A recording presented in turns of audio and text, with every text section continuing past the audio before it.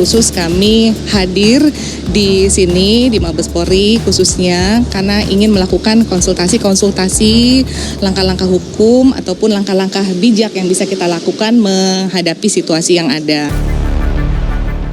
Seorang kader PDI Perjuangan yang juga calon anggota DPR RI, terpilih Dapil Banten 1, bernama Tia Rahmania, dipecat sepihak oleh DPP PDI Perjuangan karena dituduh melakukan pelanggaran dengan menggelembungkan suara di Pileg 2024. Dan secara otomatis, KPU RI pun membatalkan kemenangan Tia Rahmania dan gagal masuk ke Senayan.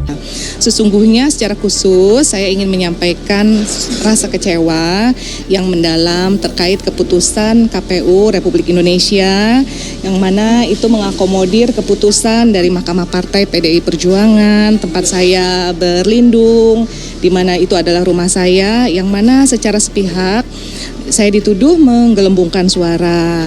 Saya di sini kesempatan hari ini melakukan konsultasi karena sesungguhnya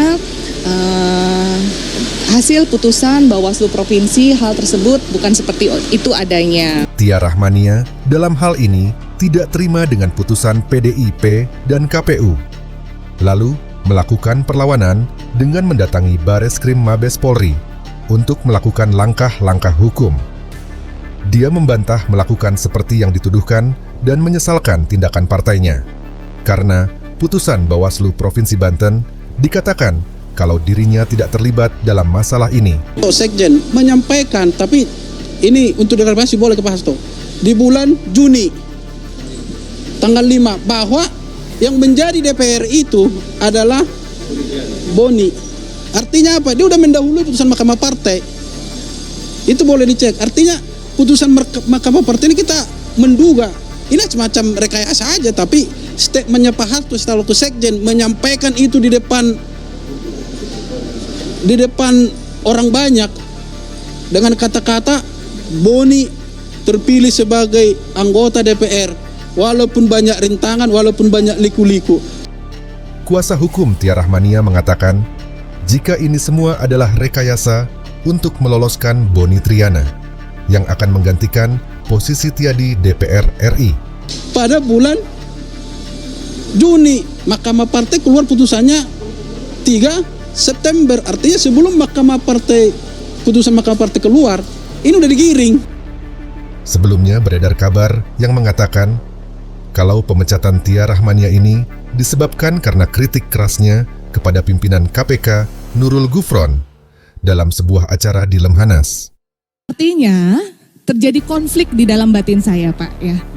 Lemhanas ini yang saya harapkan adalah pemateri-pemateri yang luar biasa, di mana kami dibekali untuk jadi modal insya Allah 5 tahun ke depan. Izin perkenalkan diri, saya Tia Rahmania, PDI Perjuangan, Banten 1.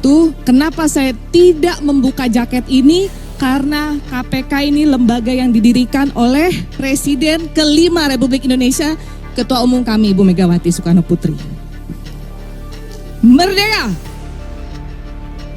Pak Nurul Gufron yang terhormat, daripada Bapak bicara yang teori seperti ini, kita semua tahu Pak, negara ini berada dalam kondisi tidak baik-baik saja. Mending Bapak bicara kasus Bapak, bagaimana Bapak bisa lolos Dewan Etik, kemudian dipetun sukses. Bagaimana kasus Bapak memberikan rekomen pada ASN. Bagaimana kasus-kasus Bapak yang lain Bapak bisa lolos? Mohon maaf Pak, Bapak bukan produk dari kami, ya.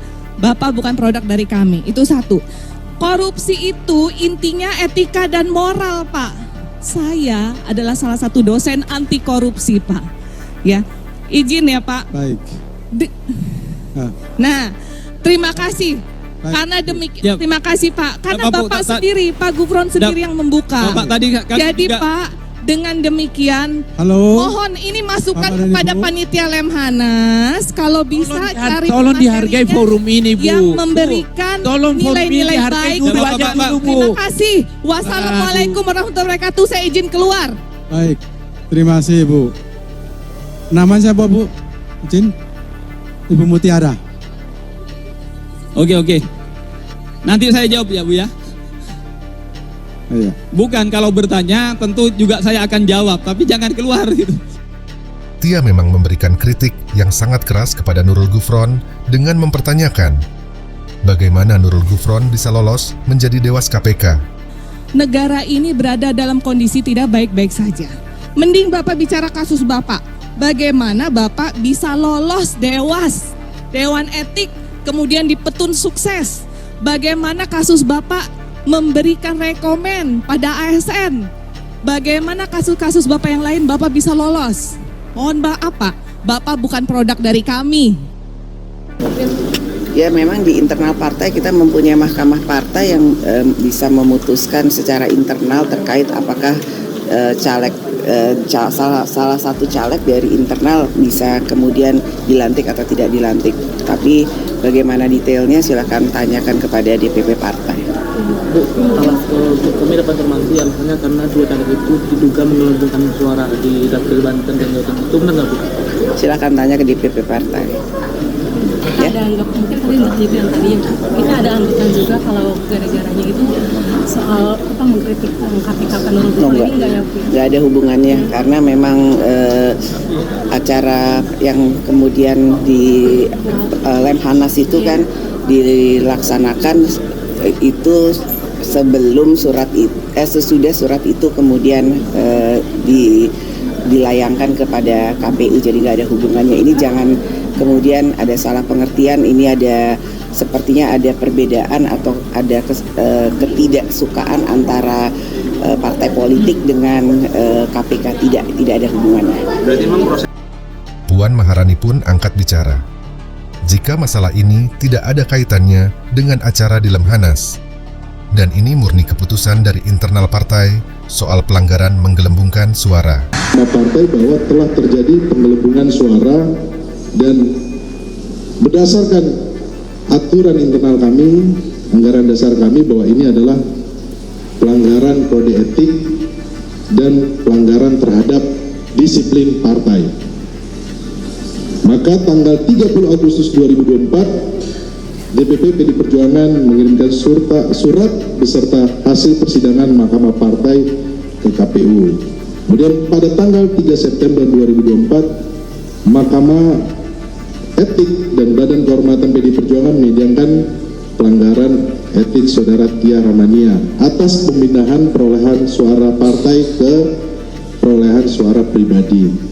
Mahkamah Etik memutuskan Saudara Tia Rahmania bersalah dan dijatuhkan sanksi tegas pemberhentian dari anggota partai. Maka tanggal 13 September DPP PD Perjuangan mengirimkan surat pemberhentian Tia Rahmania ke KPU, dan pada tanggal 23 September 2024 kemarin KPU merilis keputusan KPU 1206/2024 tentang penetapan calon terpilih anggota DPR RI.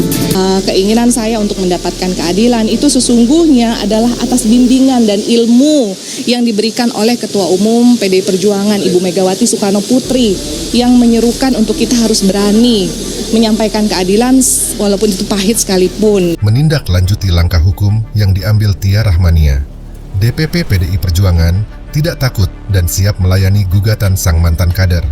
Khusus kami hadir di sini di Mabes Polri khususnya karena ingin melakukan konsultasi langkah-langkah hukum ataupun langkah-langkah bijak yang bisa kita lakukan menghadapi situasi yang ada. Ya begini, setelah Mahkamah Konstitusi memutuskan bahwa ada pelanggaran, maka mereka diberi pilihan dua hal. Dia mundur sebagai kader partai. Kita ini bukan gerombolan politik. Kita ini organisasi politik yang punya aturan-aturan main yang harus ditaati oleh setiap kader dari Sabang sampai Merauke. Nah, kalau buat pelanggaran maka ada dua cara. Dia mengundurkan secara sadar. Kan kalau orang buat pelanggaran kan harus ya, mengundurkan atau diberi sanksi. Saya yang baca putusannya. Dan setelah dibaca saya suruh kasih kesempatan. Silakan mau memilih mundur atau sanksi berat. Mereka mereka berdua semua sama, tidak mau mundur, maka sanksi berikut adalah pemecatan. Dan saya dengar baca berita, dia sudah juga gugat di PT Pengadilan Negeri Jakarta Pusat. Ya silakan, tidak semua orang punya hak untuk mencari keadilan.